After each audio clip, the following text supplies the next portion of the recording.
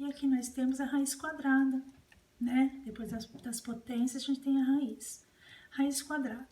Já vimos que extrair uma raiz quadrada é a operação inversa de elevar um número ao quadrado. Então, lembrando que a raiz quadrada é a operação inversa da potência. Bom? Então, como que eu faço para descobrir a raiz, né? A raiz quadrada, a gente vê aqui, ó, lógico, tem a raiz quadrada, a raiz cúbica, a raiz quarta, mas aqui a gente vai ver só a raiz quadrada, tá?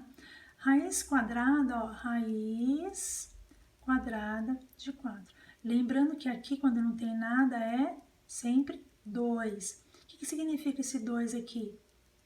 Tá? Significa quantas vezes eu tenho um número igual que eu multiplico, que vai dar o 4. Então, são dois números iguais que eu multiplico, que dá 4. Qual que é? O 2. Por quê? Porque 2 elevado ao quadrado é igual a 4. Olha lá, 2 elevado ao quadrado é igual a 4. O que é isso aqui? A potência. Tá vendo? Que é a raiz. Da raiz virou a potência. Então, raiz quadrada de 4, 2. Raiz quadrada de 64. Dois números iguais que eu multiplico dá 64. Então, é o 8. Por quê? Porque o 8 elevado ao quadrado vai dar 64 aqui. Ah, mas precisa fazer tudo isso aqui? Não, só para vocês saberem o porquê, né? Raiz quadrada de 25 sobre 81. Aqui, ó, como eu tenho um número racional, né? Todos eles são racionais. O que tem que fazer? Achar a raiz quadrada do numerador e depois do denominador. Raiz quadrada de 25, dois números iguais que eu multiplico dá 25. Então, assim, dois números iguais que eu multiplico dá 81, 9. Por quê? Porque 5 nonos duas vezes vai dar 25 sobre 81. Aqui, 5 nonos vezes 5 nonos. Então, raiz quadrada de 25 sobre 81 vai dar 5 nonos. Esse aqui, mesmo jeito. Só que tem esse menos aqui, ele tá fora da raiz. Tá vendo? Então, você só vai conservar ele e vai achar a raiz aqui. Raiz quadrada de 16, 4. Raiz de 225, 15. Por quê? Porque 4 vezes 4 vai dar 16 e 15 vezes 15, 225. Então, 4 quinzeavos.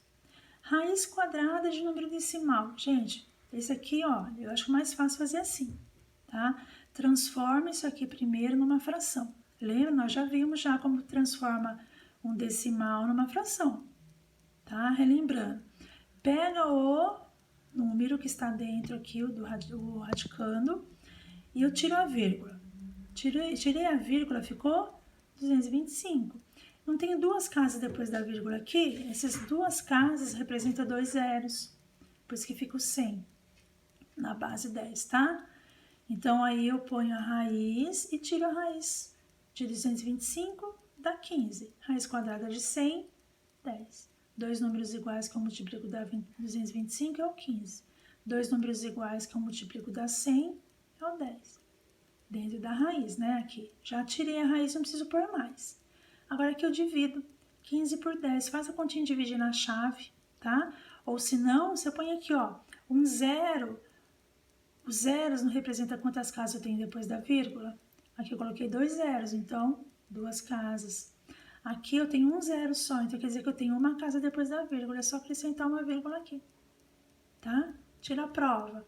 1,5 vezes 1,5, 2,25. Aqui mesma coisa, ó. Raiz quadrada de 33,64. Transforma numa fração primeiro. Tira a vírgula. Ficou 3.364. Sob, não tem duas casas depois da vírgula? Representa os 2 zeros. Na base 10, 100. Raiz.